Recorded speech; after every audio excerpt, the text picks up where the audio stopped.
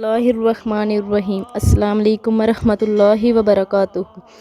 Zainab TV की तरफ से मैं आप लोगों के साथ हज़रत मोहम्मद सल्लल्लाहु अलैहि वसल्लम का बहुत प्यारा फरमान शेयर करने जा रही हूँ। इसे खुद भी पढ़ें और दूसरों के साथ भी इसे लाजमी शेयर किया करें। नबी अकरम सल्लल्लाहु अलैहि वसल्लम ने फरमाया, वो कौन से 7 अहवाल हैं जिनसे पहले आप सल्लल्लाहु अलैहि वसल्लम ने अमाल करने का हुक्म फरमाया।